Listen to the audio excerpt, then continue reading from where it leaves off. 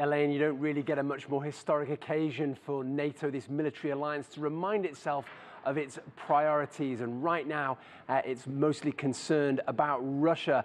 If it wants to get on board with a message of unity, though, it didn't take very long for the cracks in this alliance to appear. There's a perfect symmetry to NATO meeting exactly 70 years after Western allies united against a Russian nuclear threat, the advent of the Cold War. Moscow high on the agenda after suspending its participation in a treaty eliminating intermediate-range cruise missiles. Washington says Russia has violated the treaty and plans to start missile testing this summer in response. By fielding multiple battalions of SSC-8 missiles, Russia has made the world a more dangerous place. The United States and other allies have tried to engage with Russia about this missile system for several years. We all agree that Russia continues to be in violation of the treaty. Jens Stoltenberg insists a strong and united NATO can negotiate with Moscow. But his hosts wanted to reprimand one particular member. We must adapt our alliance to confront emerging threats too, whether that's Russian aggression, uncontrolled migration, cyber attacks, threats to energy security, Chinese strategic competition, including technology and 5G. And now is not the time to repeat tired excuses that our citizens don't support increased defense spending or security spending.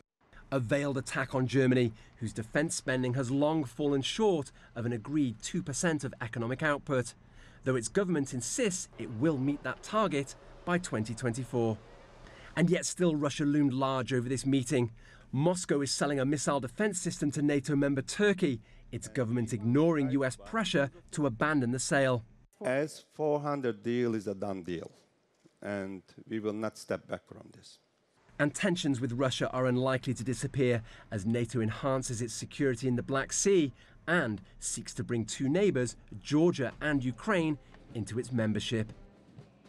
So Russia obviously dominant there, Elaine, but you probably heard Mike Pompeo, the US Secretary of State, mention China and the concerns that the US has, particularly with Huawei and its attempts to build the latest generation, new generation telecoms infrastructure, particularly in Europe. And that's a problem for NATO right now. He was pressed on that and said simply the US has concerns that if the Chinese, if Huawei are allowed to build that kinds of telecoms infrastructure in Europe, that would be a serious concern. The concern of the US is that China would use that to spy on NATO allies. And Pompeo said if the risk exceeds the thresholds, we will not be able to share information. That would, of course, be a really serious problem for a military alliance that is absolutely contingent on sharing sensitive information. But you can see some NATO allies simply aren't on board with this message about China. Italy, for example, has just signed a memorandum of understanding with China for the Belt and Road Initiative. The UK is on board so far with Huawei and 5G technology.